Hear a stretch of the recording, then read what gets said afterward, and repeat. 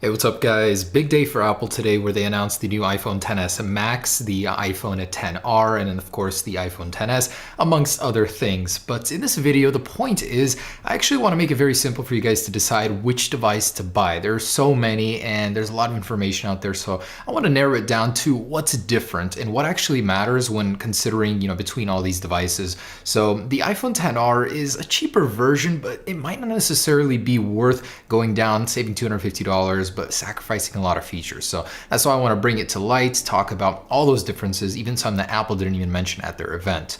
And so if you're trying to decide between the XR, XS, or XS Max, hopefully with this video, it could help you decide between all of these. The first point I want to make is size, something not a lot of people consider before getting a new phone. The iPhone XS Max is absolutely huge. It's a massive display. You're going to get a lot more content visible there, but it is massive. It's basically a Plus series phone, but all display. And that's not necessarily a bad thing. Just do consider that it won't be as comfortable as, say, the iPhone XS or the iPhone XR edition. So the reach here, you don't have to reach as far in order to get into the control center, into that area. I would say it's definitely something to consider before going for one of these. The 6.1 does sit pretty well in between them, but still it is quite wide and you do have to stretch a bit just to get into the corners there. But otherwise, it's not an uncomfortable device. A lot of early reviewers are saying it's quite light for what it is. And something I wanted to mention about design, the iPhone XS and the XS Max both have asymmetrical speaker grills on the bottom. I don't know if it's something that's going to bother you. It does for me. Of course, I'm still getting it. I don't really care that much about it. But the iPhone XR is symmetrical. So their ports will be completely the same on both sides. The XS won't be. So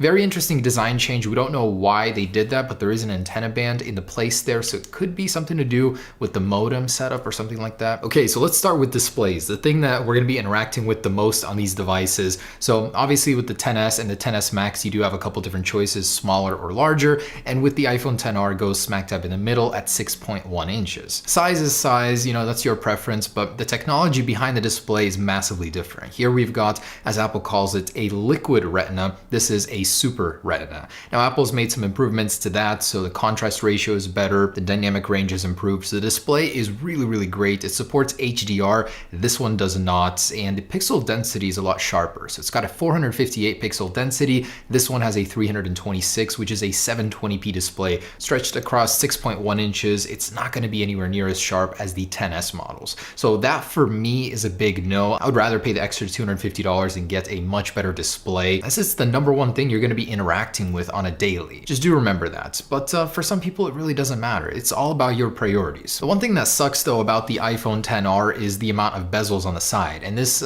clone right here is an actual representation of that amount of bezel. It's a lot. So they're chunkier than the XS or XS Max models. Just it's not going to look as sleek, I guess. And usually OLED does have better viewing angles, possibly less reflections.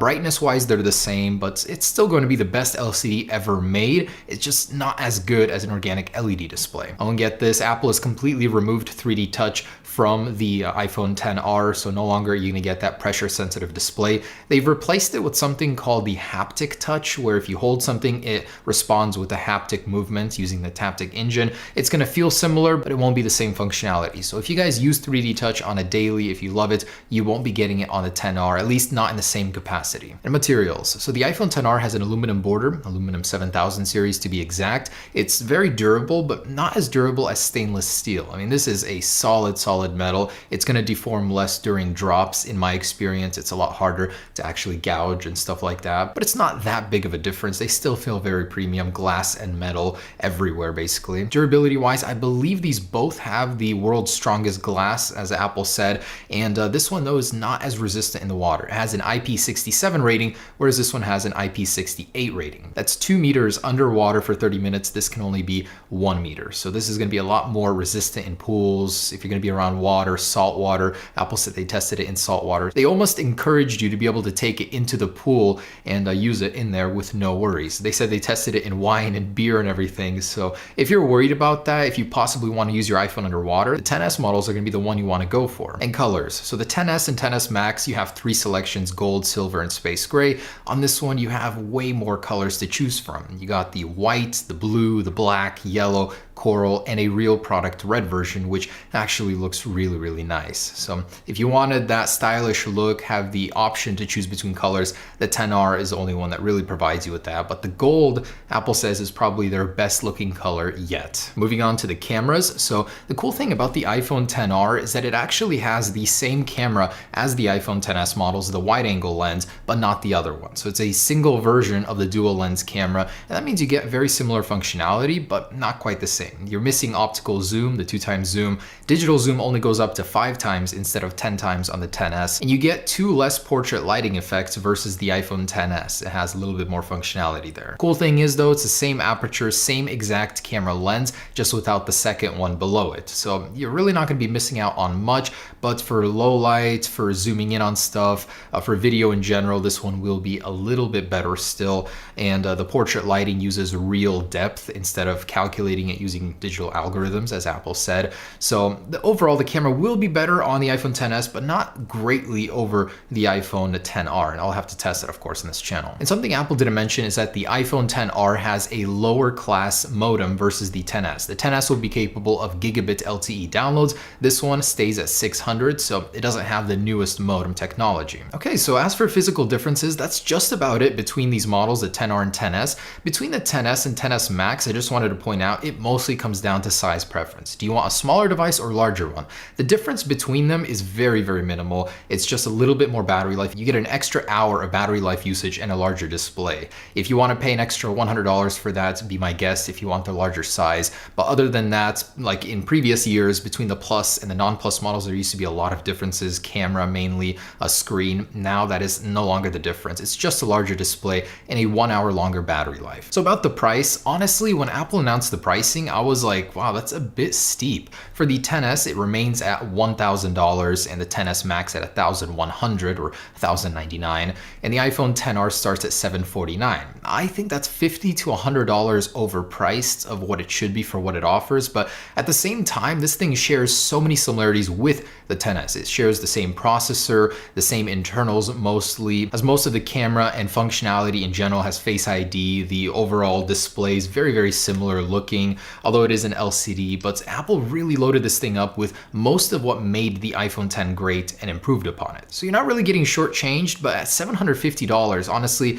I would have expected just a little bit more. I would have wanted this thing to start at $700. That seems a little more fair. And the iPhone XS Max maxes out at $1,449 without AppleCare, and AppleCare is actually rumored to get even more expensive because now it could cover theft or something like that. So this thing could potentially skirt with $2,000 prices fully loaded with tax and all that. That's ridiculous for a smartphone. But studies show that people are okay with spending $1,000 for smartphones, so Apple is really pushing that envelope. So the bottom line is that between the XS and XS Max, again, there's very little difference aside from $100 and the screen size. Between the XR and XS, there is a good amount of difference, but for $250, it just seems like it's a logical choice to upgrade to the XS. That $250 gets you a better display, better cameras, it gives you 3D touch, the display has thinner bezels going around it, it looks a little bit sleeker, you have that beautiful gold color option, whereas, you know, you can't get those colors if you do go to the XS from the XR. And if you wanted a 512 gigabyte storage option, which I don't know how many of you guys would because it carries a $450 premium over standard,